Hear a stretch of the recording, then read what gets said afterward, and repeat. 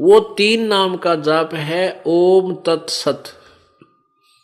ओम ब्रह्म का जाप है, तत् ये परब्रह्म का ये सांकेतिक जाप है, और सत्य ये पूर्ण परमात्मा का ये भी सांकेतिक गुप्त है, जो ये दास बता सकता है। और कोई अधिकारी ही नहीं है। मान ले किसी भक्त ने नाम ले लिया और वो कहीं नाम देने लग जाता है तो वो पाप का भागी है, अपराधी है, परमात्मा उसे माफ नहीं करेगा, क्योंकि अधिकारी नहीं है वो।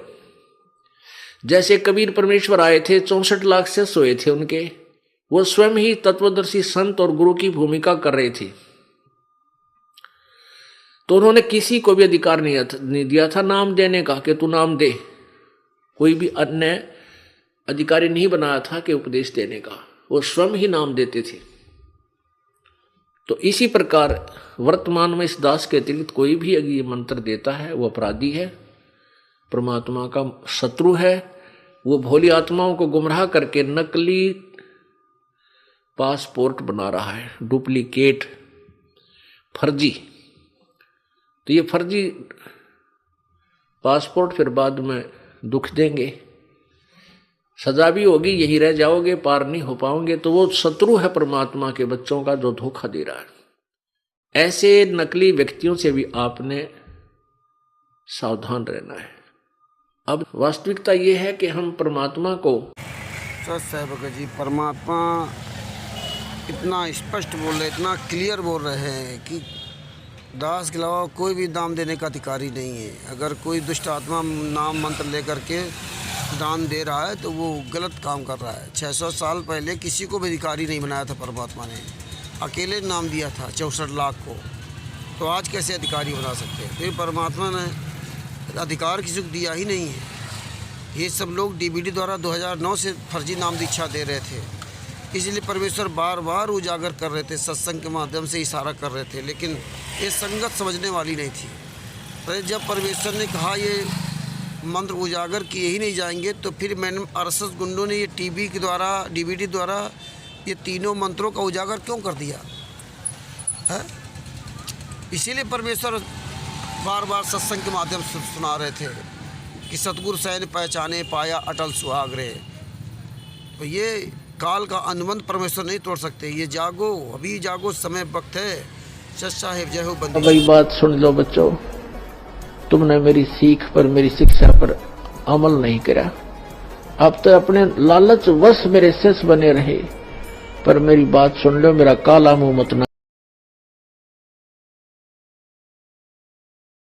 बोलो सतगुरुदेव की जय हो। पुण्यात्मा तुरंत समझ जाती है, और जो ढीठ आत्मा होती है वो नहीं मानते। उनको कितना प्रमाण दे ले, आंखों देख कर भी वो अपने अभिमान वश नहीं माना करते हैं, क्योंकि उनका स्वार्थ नहीं है, तो होता वो परमार्थ नहीं मांगते, ना वो आत्म कल्याण चाहते हैं। जो लोग सत्य को देखकर भी स्वीकार नहीं करते, नतमस्तक नहीं होते हैं, तो वो इंसान नहीं, वो शैतान की संज्ञा में आते हैं। जानबूझ साची तजय करे झूठ तेने, और ताकि संगत है प्रभु सौपन में भी ना दे। जो पुण्यात्मा है इस इन प्रमाणों को देख करके उमंग उमंग करा रही है, परिवारों को भी साथ ले लेकर भगवान के चरणों में समर्पण कर रहे हैं, अपना कल्याण करवा रहे हैं। और जो दुष्ट टाइप इंसान है वो आंखों देख कर भी विरोध करते हैं, झूठ बोलता है, क्योंकि उनकी दुकानें बंद हो रही है, उनकी दुकानें बंद हो रही है। उन्होंने दुनिया को भ्रमित करने का ठेका दे रखा है, उनको केवल अपना स्वार्थ दिखाई देता है, उन जीवों का कल्याण नहीं। बोलो सतगुरुदेव की जय हो। ने इस दास के अतिरिक्त किसी के भी द्वारा दिए गए भक्ति विधि को स्वीकार नहीं करना है, ये फाइनल समझ लेना, यदि आपने इस मार्ग में सफल होना है। क्योंकि इस ज्ञान को थोड़ा बहुत सुनकर अटपट करने वाले करा कितने भटका मर गए, कहते चातुर प्राणी चोर हैं, ये मूड मुगद ठोठ, और संतों के निकाम के उनके दो गलजोट है।